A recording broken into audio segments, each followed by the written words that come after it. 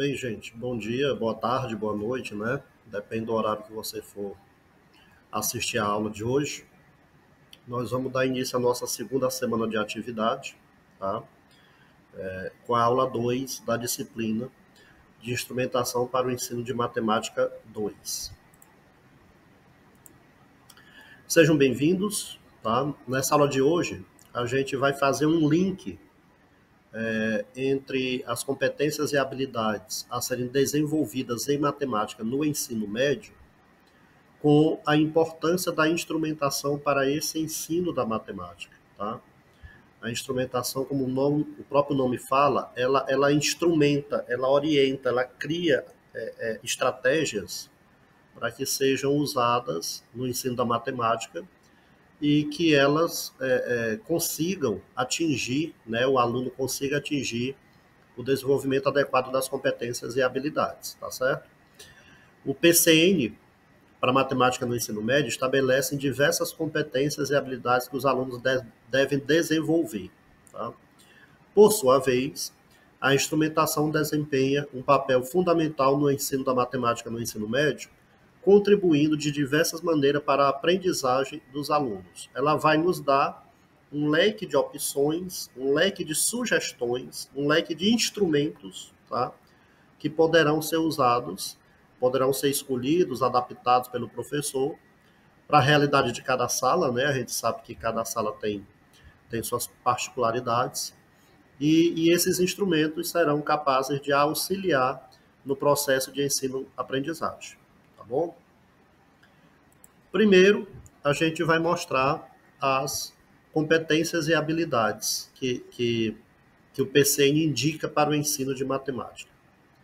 Primeiro, resolver problemas, tá? Isso aí é o aluno conseguir a habilidade de fazer a associação de qual conteúdo ele tem, né? Qual conteúdo ele aprendeu para um determinado tipo de problema a ser resolvido, tá? Então, é uma competência que ele tem que é de resolver problema, conseguir sair daquela situação usando um conhecimento prévio que ele adquiriu, tá? Outra é o raciocínio lógico, tá? Ele tem que desenvolver o raciocínio lógico, tanto que raciocínio lógico é uma disciplina, um componente do curso superior de matemática, né? E também é muito usado em provas de concurso público, né? Tem as questões de raciocínio lógico, tanto aquelas de pensamento, quanto de sequência, né? Quanto elas mais elaboradas, envolvendo a parte de probabilidade, estatística, né? Então, o raciocínio lógico é muito importante para que ele consiga, sobretudo, trabalhar com aqueles conectivos lógicos, né? O e, o ou, o se então, tá? Que são características importantes e habilidades que ele precisa ter usando o raciocínio lógico. Outra é a compreensão de conceitos matemáticos, tá? Ele precisa compreender aquilo que ele conceituou, tá? Por exemplo, ele vai conceituar uma figura geométrica espacial, por exemplo, ele vai conceituar um cilindro. Ele precisa entender, por exemplo, como é formado um cilindro, o conceito de cilindro, né? Para poder, então, ele aplicar nas questões de área e volume. Ele precisa saber o conceito de função, por exemplo, para que ele consiga estudar os tipos de função, né? A gente sabe que a função, por exemplo, ela não pode ter duas imagens associadas ao mesmo elemento do domínio. Então, ele tem que entender por que isso acontece, né? Então, compreender esses conceitos matemáticos. Outra é a modelagem matemática. A modelagem matemática ela também é uma disciplina do curso de graduação e a importância dela é exatamente o quê? É você conseguir criar, ajustar, né, um modelo matemático que consiga lhe ajudar a superar uma dificuldade que você acaba de encontrar, né? Talvez a disciplina de modelagem seja aquela que consiga melhor associar o conteúdo, né, com a situação prática, tá?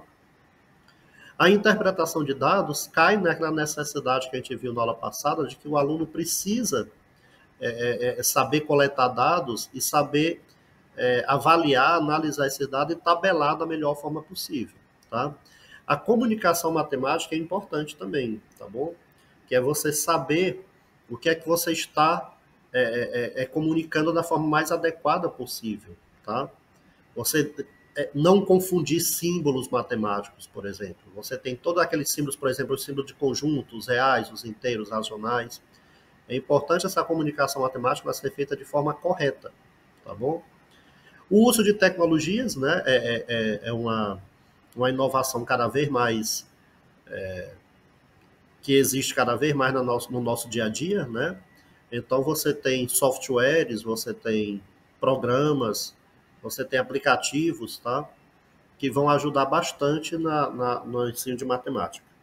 As conexões matemáticas, tá? Que isso aí é o quê? É quando você consegue associar conteúdos matemáticos conectados com outros conhecimentos. Você tem conteúdos matemáticos na biologia, na geografia, aquela parte de densidade demográfica, não é? Então, quando o aluno ele sai da aula de matemática, vamos dizer assim, e ele é inserido em um outro conhecimento, em uma outra área, como geografia, como biologia, ele precisa saber essas conexões matemáticas para que ele consiga associar que aquele conteúdo que ele viu na matemática também vai ser útil nesse novo disciplina, nesse novo desafio dele, né? Outra competência e habilidade é o trabalho em equipe, que a gente sabe que é sempre importante, sobretudo na matemática, por quê? Porque muitos alunos têm dificuldades. E às vezes alguns alunos eles têm facilidades, né? Eles conseguem absorver com mais rapidez conteúdos às vezes mais difíceis. Tem muitos alunos que eles têm bastante habilidade em resolver questões de análise combinatória, por exemplo. Outros já têm habilidade de resolver questões de geometria, né? Então, nesse caso, o trabalho em equipe é importante porque muitas vezes esse que sabe um pouco mais consegue partilhar o conhecimento, ajudar o outro de forma mais prática, né? Mas ali por causa da convivência entre os alunos, ela é bem mais ampla do que a convivência com o professor, que muitas vezes se reduz ao tempo de sala de aula, ou uma extra classe agendado, alguma coisa desse tipo. Então, o trabalho em equipe é muito importante para que esse conhecimento matemático ele se espalhe, tá certo? E eles têm a linguagem deles, né? Os alunos têm a linguagem deles e eles conseguem muitas vezes explicar um conteúdo matemático ao outro de forma que eles conseguem compreender melhor, né? Outra competência é a reflexão sobre o aprendizado. A gente sabe que todo aprendizado demanda uma avaliação, né? A avaliação, tanto ela seja uma prova escrita, um trabalho em grupo, um seminário, ela tem uma função cíclica no processo de ensino-aprendizagem, tá? A avaliação ela é tanto pelo próprio professor no sentido da própria metodologia, quanto do professor no sentido de verificar o grau de compreensão que os alunos tiveram daquele conteúdo, tá? Então, é feito um conteúdo, é aplicado uma avaliação, né? Dependendo do resultado da sala, por exemplo, 90% foram notas abaixo de 4.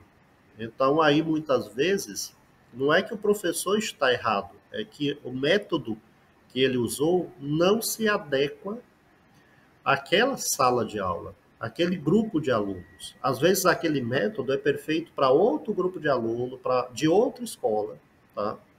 Mas naquela não deu certo. Então, aquele processo de avaliação, ele também deve ser considerado pelo professor quanto à sua metodologia, tá? E, sobretudo, obviamente, que é um critério de aprovação ou de reprovação, né? Ele é considerado com relação ao estudante, tá?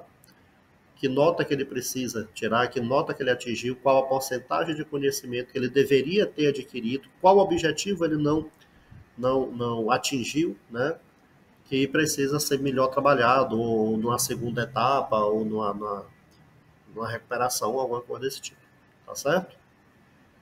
Então, essas são algumas, tá, das competências e habilidades que os PCN traz para o ensino de matemática, que a instrumentação vai buscar propor, oferecer instrumentos, né? Instrumentação, né? Vai propor, oferecer instrumentos para que essas competências e habilidades sejam alcançadas ao final do ensino médio, tá bom?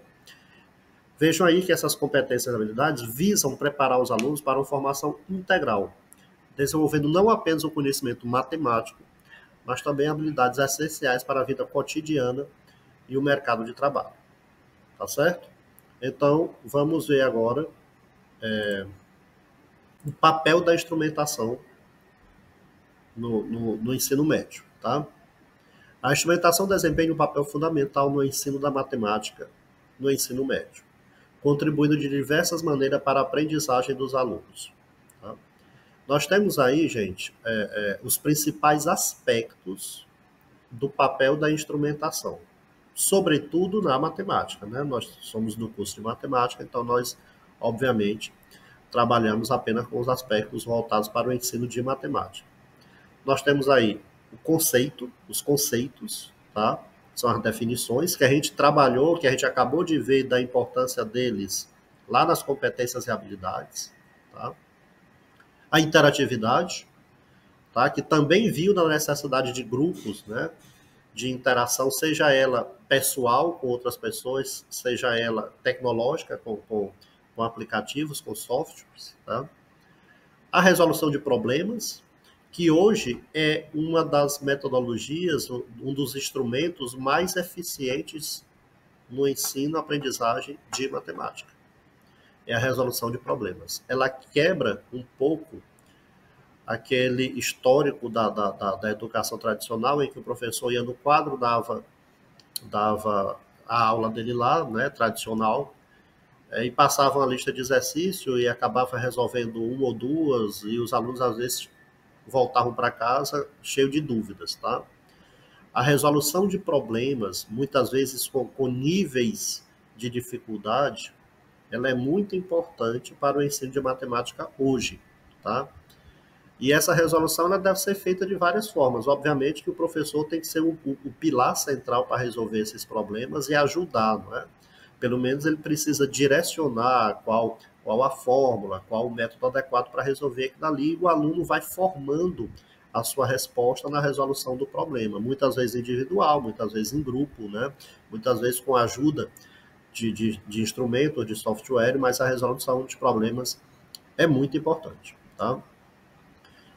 E esses problemas, lembrem que a gente tinha visto na aula passada, que eles precisam ser contextualizados, né? Eles deixam de ter aquele resolva a equação e limpo e seco, né? E precisa de uma contextualização exatamente para que ele consiga associar uma situação do dia a dia que ele com aquele conteúdo que ele está vendo, tá? Análise de dados é a parte de probabilidade estatística, a gente sabe da importância disso, né? Modelagem matemática é outro aspecto importante, né? Que é exatamente aquele transformar o conhecimento em um modelo matemático suficiente para resolver uma situação, tá? E, sobretudo, o outro aspecto importante do papel da instrumentação, motivação e engajamento, tá? O aluno precisa ser motivado, precisa ser instigado, né? Outro método de pesquisa, aliás, outro método de aula interessante é instigar pesquisas, né? Então, motivar, engajar, também é um aspecto importante da instrumentação do ensino de matemática, tá certo? Aí agora nós vamos ver, gente, esses 6 aspectos separadamente, com as características e as definições de cada um deles, tá bom? Primeiro, vejam aí, nós vamos ter o aspecto do conceito. Os conceitos, o que é o conceito? Né? É aquilo que a gente viu lá na competência e habilidade, que é importante ele saber o que está estudando, né? E ele conseguir, além de definir, ele conseguir depois identificar. Né? Então, o que são os conceitos? Definir, reconhecer e compreender tópicos complexos, como funções, geometria e estatística. tá? Você vê que são 3 verbos usados aí, que é definir, reconhecer e compreender. Ele precisa definir, por exemplo, o que é uma função, ele precisa definir o que é um sólido geométrico, ele precisa definir o que é uma média, uma mediana, uma moda lá na estatística, tá? Mas depois que ele faz essa definição, muitas vezes o aluno define e esquece. Aí quando ele vê uma outra questão, ou quando ele vê uma outra aplicação, ele não lembra mais que tem que usar aquilo. Então, além de definir, ele precisa reconhecer, tá? Saber que uma determinada questão lá na biologia, lá na química, é uma questão que vai usar aquele conhecimento, por exemplo, de função afim, tá? Então, ele define, mas ele precisa depois reconhecer, tá? E se ele reconhece, ele precisa compreender, tá? Ele precisa compreender que diversas situações do cotidiano deverão ou precisarão ser aplicadas àquele conhecimento, àquele conceito, para serem resolvidas, tá? Então ele precisa definir, reconhecer e compreender. Trazendo um pouco para as novas tecnologias, né? Você tem o uso de ferramentas como softwares, como por exemplo de geometria ou de gráficos, tá? Na geometria você tem o GeoGebra, que é um aplicativo bastante usado, né? Existe um outro, existem hoje aplicativos que você consegue até tirar uma foto da questão e o aplicativo resolve a questão, né?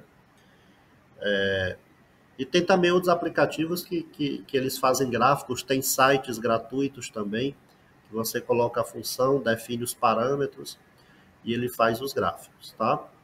Então, com relação a conceitos, é isso. O segundo aspecto importante que a gente vai ter que ver é com relação à interatividade, tá? Aqui nós conseguimos associar, fazer um link também com aquela nossa disciplina de laboratório, né? A interatividade, ela é caracterizada pelo quê? Ela é caracterizada, gente, pela experimentação, pela exploração e por um aprendizado mais dinâmico, tá? O que seria esse aprendizado mais dinâmico? Seria a própria formação do saber a partir do aluno. O aluno como agente ativo na construção do seu próprio conhecimento, tá? Através de quê? Experimentação e exploração. Ele vai ter que ver, ele vai ter que perceber, ele vai ter que experimentar, ele vai ter que testar, tá? Conceitos que ele adquiriu no aspecto anterior e ele vai torná-los ele na prática com a experimentação, com a exploração. Essa exploração ela pode ser muito associada com a questão de pesquisa, de curiosidade, tá? E a experimentação com a questão mais prática, mais lúdica, laboratório, tá? Então, ó, o uso adequado do laboratório de ensino de matemática, materiais lúdicos, recicláveis e as tecnologias interativas, tá certo? Então, você vê a importância desse aspecto, que é quando o aluno ele deixa apenas a teoria, né, que é transmitida para ele em sala de aula, e passa a associar essa teoria com a prática através do lúdico e da experimentação, tá certo? A próxima característica é a resolução de problemas, tá? A resolução de problemas a instrumentação fornece recursos que ajudam os alunos a abordar e resolver problemas matemáticos de forma mais eficaz, estimulando o pensamento crítico e a criatividade, tá? Então, resolver problemas, muitas vezes, a gente associa àquela educação tradicional em que o aluno estava trabalhando, por exemplo, resolução de equação de segundo grau, né, aquela do delta lá, da forma de Bhaskara, e ele recebia uma lista de exercícios com 50 equações de segundo grau para resolver, tá? Aquela ali traria para ele um aprendizado muito robótico, que ele não conseguia exatamente fazer o link com as anteriores, né? Com outras disciplinas, por exemplo, tá? Então, a resolução de problemas, a contextualização a inserção de um conhecimento matemático adquirido dentro de uma situação do cotidiano ou dentro de uma situação de outra disciplina, tá? É um dos aspectos importantes que a gente considera, tá? Então, vocês vejam aí, situações, problemas presentes no dia a dia a serem resolvidos com conhecimento adquirido, tá? Ele precisa fazer essa associação que está, de certa forma, ligada lá no primeiro aspecto, que é o conceito, né? Porque no primeiro aspecto você tem um conceito, e o conceito considera, né, que a gente precisa compreender aquele tópico, né? Se a gente compreende, a gente vai conseguir fazer essa associação com a nova situação do cotidiano, tá bom? Próximo aspecto, gente, é análise de dados. Tá? A análise de dados, ela é usado mais direcionado na estatística, né? Mas a gente pode até pegar um pouco aqui dessa questão de dados, de análise, e trazer para a realidade da própria leitura da questão. Muitas vezes uma questão de análise combinatória, por exemplo, ela tem muitas informações, tá? João e Maria vão com vários amigos ao cinema, tem lá 5 amigos, aí junto com o João e Maria já são 7, né? Aí João e Maria querem sentar junto, aí você sabe que a posição de João e Maria sentar junto pode ser o João e a Maria, ou pode ser a Maria e o João. Então, analisar os dados, não só da forma estatística, mas também a gente pode trazer aqui para um outro aspecto, que é conseguir identificar nas questões todos os dados importantes para a resolução daquela questão, tá? Aí já cai lá na questão do conceito, do primeiro aspecto que a gente viu, que é o quê? A compreensão, tá? Então, a análise de dados, ela é saber coletar, organizar e analisar dados, desenvolvendo habilidades em estatística e probabilidade de forma prática e precisa, tá? Então, você tem aí uma análise de dados, por exemplo, sobre a altura ou o signo ou a filiação de todos os alunos de uma turma, né? Aí você precisa compreender quais desses dados que você coletou, se eles são dados numéricos contínuos, como por exemplo altura, salário, né? Ou se não são dados numéricos, como por exemplo formação, né? Ensino médio, ensino superior, tá? Ou profissão, tá? Então você tem que saber também ajustar a melhor forma para qual dado, a melhor forma dele ser analisado e dele ser publicizado, né? Se ele é um gráfico, se ele é uma tabela, se ele é um gráfico de pizza, se ele trabalha com porcentagem, se ele trabalha com quantidade inteira, se ele trabalha com quantidade decimal, essas coisas tudo, né? Então, a análise de dados ela é um aspecto que visa levantar dados, analisar e escolher a melhor forma de organizá-los, tá? Usando a estatística, né? Você tem também aquela questão do média, moda, mediana, desvio padrão, né? Você tem tudo aquilo que é usado em determinados dados e determinadas pesquisas, né? Nós estamos agora na época das eleições municipais, né? E nós temos, como falamos na aula passada, aquelas pesquisas de intenção de voto, né? Ali você tem todo o estudo, né? Apesar de muitas pessoas hoje não acreditarem, né? Até porque já a gente sabe que às vezes uma pesquisa dessa ela é comprada e acaba até desgastando o estudo matemático por trás dela, não é? Muitas vezes diz, né, essas pesquisas, esses estatísticos não sabem de nada, né? Mas muitas vezes pela intenção do estatístico, né? Mas se for levada de forma séria, ao pé da letra, ela é interessante, ela traz realmente um dado próximo da realidade, né? Porque a gente sabe que essas pesquisas, gente, para quem tem curiosidade, ela pega uma cidade, né? Por exemplo, Teresina, ela pega o número de habitantes de Teresina e ela procura estratificar esse número de habitantes no maior quantidade de categorias possíveis. Por exemplo, ele vai estratificar quem ganha mais de 10 salário mínimo, quem ganha de 5 a 10, quem ganha de 2 a 5, quem ganha abaixo de 2, quem ganha abaixo de 1. Então, isso aí já é muitos estratificação, uma estratificação já bem ampla, né? Aí, quantos por cento da população tem analfabetos, quantos tem ensino fundamental, quantos tem ensino médio, quantos tem ensino superior, né? Então, a partir desses estratos, se nós tivermos, por exemplo, 5% das mulheres têm ensino superior e recebem mais de 10 salários mínimos, por exemplo. Então, 2% dos homens são analfabetos e recebem menos de um salário mínimo. Então, esse extrato, essa caracterização, ela tem que levar para a pesquisa. Então, entre os entrevistadores, tem que ser uma quantidade muito próxima da mesma porcentagem que é vista na totalização da população. Tá certo? Então, ela sendo feita de forma adequada, a estatística, ela traz sim um resultado próximo do geral, tá bom? Outro aspecto que a gente vai levar, gente, considerar, é a modelagem matemática, né? É conseguir aplicar a matemática em contextos práticos, o que torna a aprendizagem mais relevante e significativa, tá?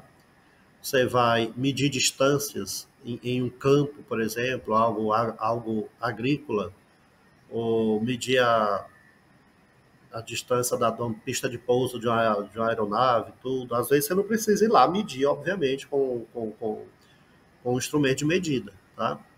Você pode usar a matemática, sobretudo a parte de geometria plana, né? Triângulos, retas paralelas, essas coisas tudo. Então, você traz um modelo matemático para uma situação do dia a dia, que pode ser uma situação de engenharia, de agricultura, esse tipo de coisa, tá? Então, aí, na modelagem matemática, você vai associar conhecimentos matemáticos a situações práticas, buscando otimizar a resolução dessa situação, tá bom? Seguindo aqui, nós temos o último aspecto que foi levantado nessa nossa aula de hoje, tá? Que é exatamente a motivação e o engajamento. Aí nós temos um detalhe: a aula deixar de ser chata, né? Deixar de ser aquela aula tradicional, e para poder motivar os alunos, às vezes um lúdico, às vezes uma atividade em grupo, às vezes um desafio, às vezes uma gincana de conhecimento, tá? Você consegue motivar aquela turma, né? E engajar para que ele consiga atingir o objetivo, adquirir aquela habilidade e competência que estava prevista para aquele conteúdo específico, tá bom? Então, e o laboratório de matemática é uma ferramenta muito importante para essa motivação, esse engajamento. A experimentação como um todo, né? Às vezes você não tem o laboratório físico, sala de aula, né? O laboratório na escola, mas você tem materiais lúdicos que você pode usar, jogos de frações, dominó, esse tipo de coisa, que, que vão motivar e engajar o aluno naquele conteúdo, tá? Então, é exatamente o que? Esse aspecto. É conseguir aumentar o interesse dos alunos pela matemática, tornando as aulas mais atraentes e motivadoras, tá certo? Para isso, será necessário romper os laços com o ensino tradicional e passar a orientar o aluno na formação do próprio saber. Você percebe que essa motivação e engajamento, ela consegue se associar com outro aspecto que a gente comentou agora há pouco, que é exatamente o aspecto da interatividade, né? Em que o aluno vai trabalhar com a exploração, com a experimentação, com a prática, né? E aí é exatamente o lúdico que vai fazer essa ponte entre a teoria e a prática, tá certo? Gente, na semana passada nós estávamos agendados um Meet, né? E eu simplesmente não encaminhei, eu me esqueci de encaminhar, eu imaginei que tivesse algum grupo ou alguma forma de contactar vocês, né? E, e não tinha para que eu encaminhasse o link, né, do Meet, que seria com a atividade da primeira semana. Então, nós vamos reagendar o Meet para essa semana, tá? Então, aqui está o endereço do Meet, vai estar lá nos documentos, né, da semana, nas atividades, eu vou mandar por lá também, e a gente agenda esse nosso primeiro encontro por Meet para trabalhar exatamente as habilidades, competências, essa parte do PCN, tá? Na sexta-feira, dia 11, às 7h30 da noite, tá? Véspera de feriado, tá bom? Se alguém for viajar no feriado, já vai livre dessa nossa primeiro encontro por Meet, tá bom? Então é isso, gente. Abraço, até a próxima.